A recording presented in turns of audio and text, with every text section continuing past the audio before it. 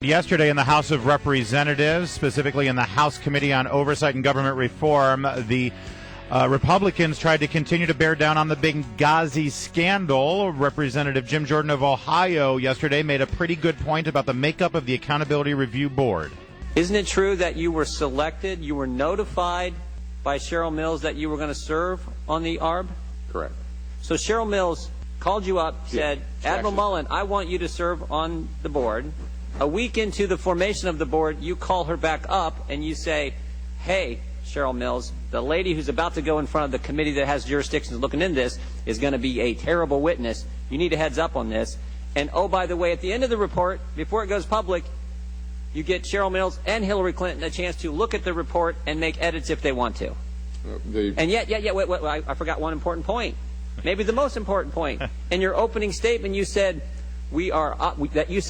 you operated and the board operated independent. We did. Okay. All right. Well, just want to make it clear. I yield my time. Yeah. You made a good point there. Just one point of clarification. Cheryl Mills, long-time Clinton crisis fixer. Yeah. That's what she does. All right, so Representative Jim Jordan is now our guest. And Congressman Jordan, listen, you made a great point yesterday saying that this Accountability Review Board was couldn't possibly have been acting independently because the Secretary of State, through Cheryl Mills, appointed 4 of the 5 members of that board.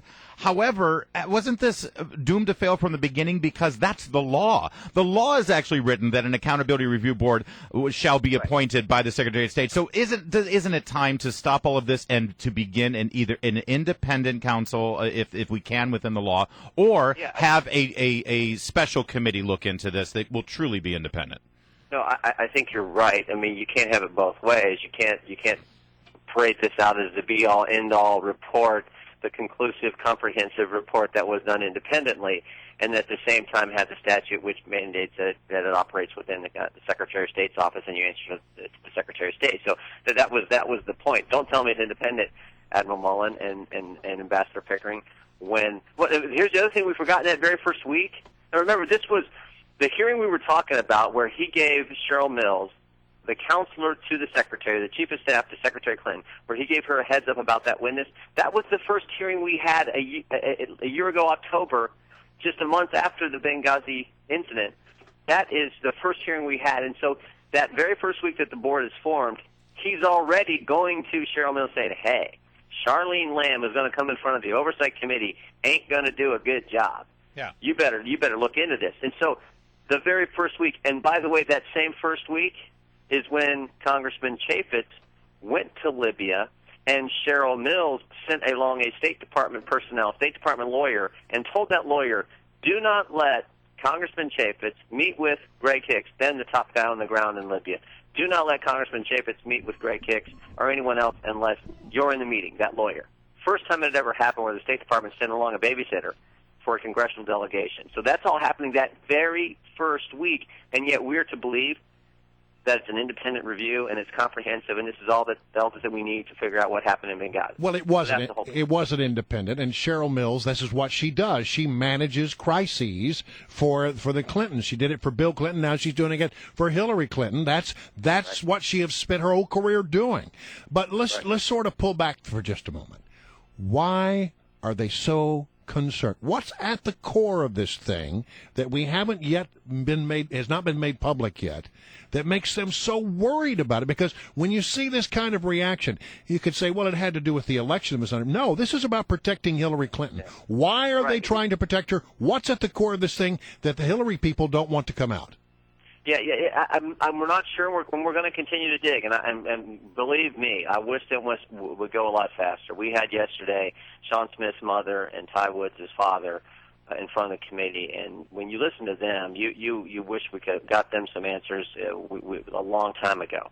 So we wish it would, but what we do know is there's something there, because why did they suddenly and instantly go into political mode? Yeah. That very first week, political mode, not about getting to the truth, not finding out about what took place where we lost 4 American lives. Who were brave, good servants of our country. Why go right into political mode So there's something there. We're going to continue to find out. Congressman Jordan, you mentioned Pat Smith, mother of one of the fallen that night in Benghazi. You, at the committee yesterday, heard her say this. I see these bloody fingerprints crawling down the wall of that Benghazi place, and I keep asking everybody, do those belong to my son? You heard that, but shockingly, your Democratic colleagues on the committee, they did not hear it. They had already left. They didn't stay and listen to the testimony of the parents of the fallen. I'd love for you to react to that. Well, there were a couple of Democrats who were there, and I do want to say, Ranking Member Cummings was there, and I believe Jackie Spear was there from California, but the rest of the Democrats were not, and that was very unfortunate because these two individuals not only had a son who gave his life for our country, they had waited around literally 7 hours before they got to testify. They sat there for the whole thing when we were asking questions of Mr. Pickering and Admiral Mullen, and to have the minority party not be there was very, very disappointing. But they were compelling. I will tell you. The other thing Ms. Smith said was, she said, when the bodies came back, when her son's body came home, and the president and the Secretary of State were there, they all told her, we'll get to the bottom of this. They're there to help. And she has yet to speak with them since that date a year ago. And that's what she finds most. She says, look, she's accepted the fact that her son went on to heaven, but she just wants the answers. She just wants Tyrone Woods' father. This happened when we had the hearing in the spring. I'll never forget this. I met with him before the hearing, and he looked me in the eye and said, Congressman, I don't know any more today than I knew 7 months ago. I just want to know what happened to my son. All right, Congressman Jordan, I'm glad that you and Chairman Issa are going to continue with this. I got to ask you really quickly, though. Today you've got a big vote about the continuing resolution. You're going to defund Obamacare. What do you say to those who say this is a suicide pact and you are dooming the Republicans' future in winning the Senate because you are forcing a government shutdown? Guys, I would tell them the truth. We're doing exactly what the American people want us to do and exactly what needs to be done. We have a bill that funds the government. I don't see Harry Reid producing a bill that funds the government. I don't see Nancy Pelosi producing a bill that funds the government, but I see House Republicans doing it. So we have a bill that funds the government, takes care of our essential services, takes care of our troops, and, oh, by the way, we're going to delay a law, not fund a law that everyone in the country knows is not ready. And I don't think including the president. Including the president, who has delayed part of it for big business. Why can't you delay it for the rest of America? Last week in Ohio, here's how bad this thing. The Cleveland Clinic, which the president cited back when this thing was going and what great things they were doing. The Cleveland Clinic in Ohio, they're going to lay off 3,000 people because of Obamacare. Any bill that defends Obamacare is dead. There's Harry Reid, the intransigent one, saying that your bill is dead, Congressman. We got to roll. We love having you, but we got to get out of here. Thanks, Congressman.